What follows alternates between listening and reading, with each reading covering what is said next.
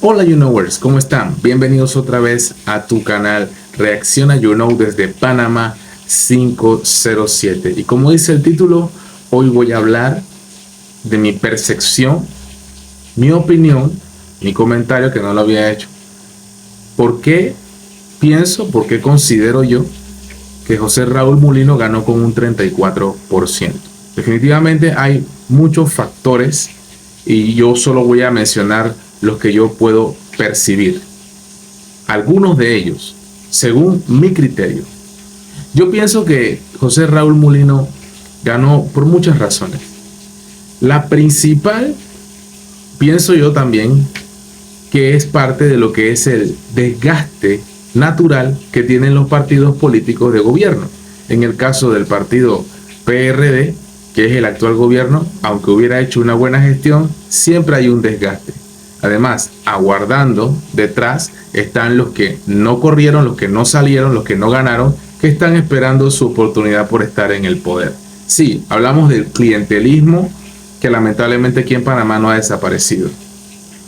Entonces hay muchas personas que, digamos que se comen un cable prácticamente en 5 años y que los afecta de alguna u otra manera. Eso por una parte. También hay un desgaste por el gobierno de Varela, que también cuando fue gobierno le decían el tortugón. Su partido político, sus alianzas, tampoco es que lo hicieron muy bien. Prueba de ello es que se ve el resultado, que con Rómulo Rux ni siquiera quedaron entre los 3 primeros.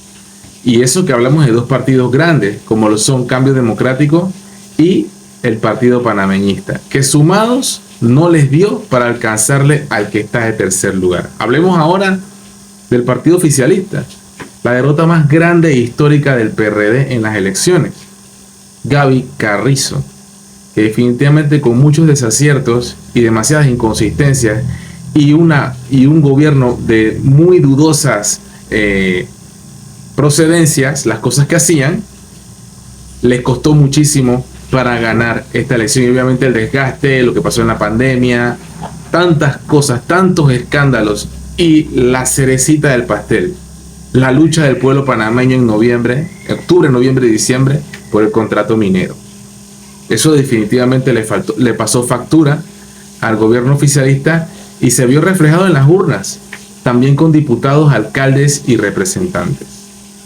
Eso por una parte. Por otra parte hablamos de un caso como Zulay Rodríguez, que siendo PRD se va por la libre y jala muchos votos, demostrando que están siguiendo a la persona y no al partido político. Pero tampoco le alcanzó a Zulay. Hablemos ahora de Martín Torrijos. Martín Torrijos se desaparece de Panamá por muchos años, aparece en la vida política faltando 1 o 2 años casi para que comiencen las elecciones. Entra al PRD, trata de jalar masas, no lo logra como él quería, se va del partido, se une al Partido Popular, es el candidato por el Partido Popular, jala muchos partidarios del PRD, muchos votos los consigue del PRD y eso también le afectó. También le afectó porque obviamente su pasado y su historia y todo lo que tiene que ver con un presidente que ya fue, le pasa factura. Porque el panameño no olvida, no es que han pasado 500 años. Entonces los panameños estamos vivos y sabemos quién fue Martín Torrijos en su gobierno y todas las cosas que hizo y todos los escándalos que hubieron en su gobierno. Tenemos el caso de Ricardo Lombana. Y ya con esto estamos hablando de muchos candidatos. Antes de llegar a Ricardo Lombana, estamos hablando de muchos candidatos políticos. Estos candidatos políticos dividen y parten el voto, quieras o no. Y eso que no he mencionado a Maribel Gordón, que la izquierda aquí no tiene fuerza. Más o menos la tuvo con Genaro López y con Saúl Méndez, pero con Maribel Gordón el discurso no, aunque era muy bueno, no caló profundo y el pueblo panameño no se fue por la izquierda, porque Panamá no es izquierda, es centro derecha. Muchos dirán ahora que es ultraderecha con Mulino, pero veremos cómo le va con el nuevo presidente. Entonces, tenemos el caso de Melitón Arrocha, que también le hace daño a Martín, porque en el último día, en su despedida, en su cierre de campaña, decide dejarlo todo, no terminar, como le dijo Blandón, que nunca termina nada, y se une creando confusión y prácticamente acabando con la vida jurídica y la existencia del partido País. Así fue. Entonces, sin curules, casi sin representantes, queda huérfano el partido y prácticamente está condenado a desaparecer. Y aquí tenemos algo también muy puntual, que es en el caso de Ricardo Lombana.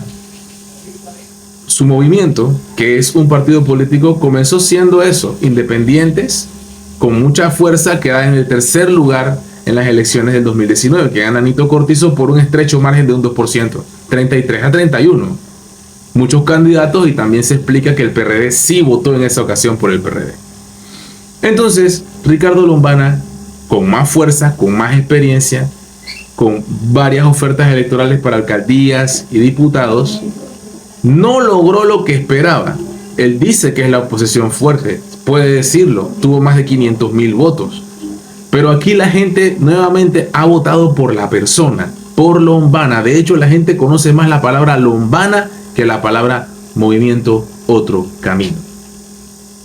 Prueba de ello es que se ve evidentemente en la asamblea que hay 4 candidatos a diputados, ahora 3, salvo que se haga la impugnación, 3 candidatos, porque hay un caso con un diputado allá de nombre Néstor Tin Guardia, que le ha quitado la curul al candidato que tenían para el Moca allá en Penonomé. Vamos a ver cómo acontece eso, pero lo más que pueden aspirar son 4 candidatos, así que no puede decir Ricardo Lombana que son una oposición fuerte, porque ni siquiera tienen peso ni fuerza en la asamblea legislativa. Un alcalde en Santiago que gana por 2 votos. Entonces estamos hablando de que hay un cierto desgaste también en el movimiento Otro Camino.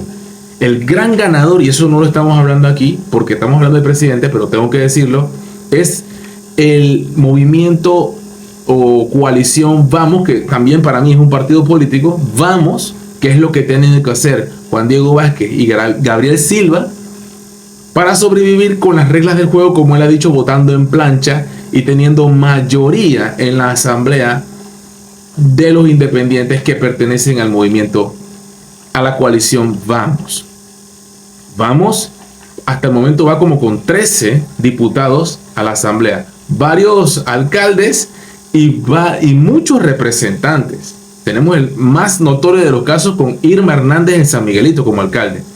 Y también tenemos la representante de esta niña que tiene 21 años, 22, que en Tocumen derrotó a Luis Muñoz, ¿verdad? Entonces estamos hablando de un partido que es el verdadero ganador, junto con Realizando Metas, que también, sin existir en la vuelta pasada, ha metido 13 y posiblemente 14, porque hay una probable impugnación en el ambiente, porque Zulay Rodríguez nuevamente está metida en la película, ya que supuestamente le están quitando la curul. Pero eso todavía está por verse. Eso y el de muchos otros casos, porque todavía el capítulo no se ha cerrado. Pero sí para presidente. Y aquí llegamos a José Raúl Mulino. ¿Por qué gana José Raúl Mulino con el 34%? Bueno, como yo lo veo, es porque hay muchos candidatos y obviamente por más que se quiera o no se quiera, todos ellos jalaron y hay dicho que dice divide y vencerás. Los enemigos de Ricardo Martinelli, los enemigos de que José Raúl Mulino corriera, intentaron a toda costa de que no corriera, incluso intentaron inhabilitarlo, diciendo que era no constitucional que corriera él como suplente, corriera como presidente, siendo él suplente de Ricardo Martinelli, que fue impugnado por ley por ser condenado en un delito común y ahora está en la embajada de Nicaragua. Yo, como lo veo, 34% es bastante, tomando en cuenta todas las adversidades que pasó la candidatura Realizando Metas en José Raúl Mulino. Bastante.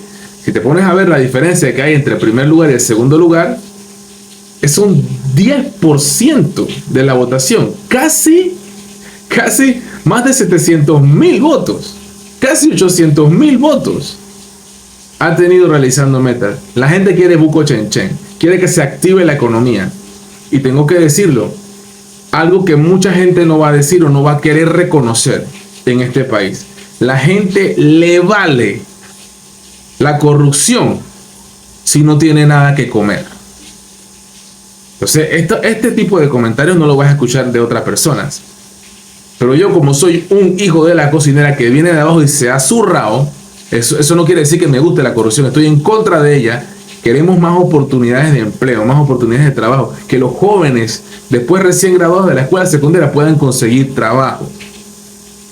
Y obviamente siempre vamos a estar en contra de la corrupción. Pero si tú le preguntas al pueblo qué prefiere, corrupción o comida, van a preferir comer.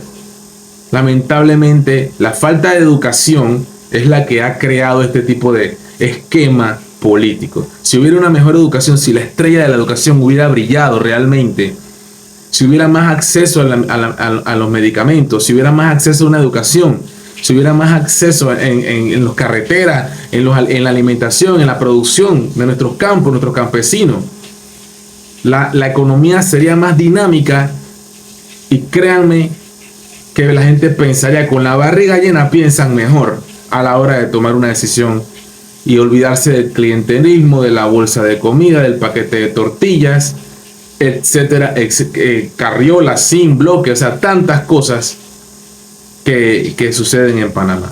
Obviamente la gente no quiere corrupción, pero también la gente está clarita que quiere comer, quiere vivir, porque el indio lo está correteando, porque los acreedores lo están correteando, porque la financiera lo está correteando, porque las pensiones alimenticias lo están correteando. Y así, ese es el panameño del día a día, ese panameño que no te van a decir en los medios de comunicación, o que no te van a decir este poco de gente que vive bien, que vivió bien y que ha vivido bien de todos los gobiernos anteriores.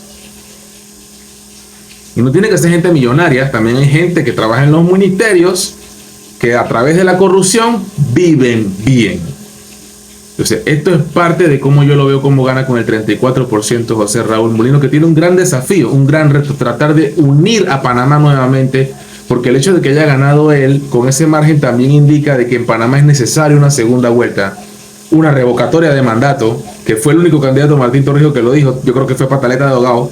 Sé que no lo iba a hacer, pienso que no lo iba a hacer. Bueno, el hubiera no existe y hay que decirlo, hay que decirlo. También hay que reducir la asamblea y, por supuesto, los ministerios. Y usted va a ver cómo no, claro que sí, va a salir plata. También la gente votó porque quieren que cierren la frontera. Si no, pregunten en Darien quién ganó para presidente. Amanecerá y veremos, y seguiremos dándole mucho seguimiento a lo que haga este gobierno, bueno y malo, a través del canal You Know. Yo siempre desde mi trinchera, peleando por Panamá. You Know.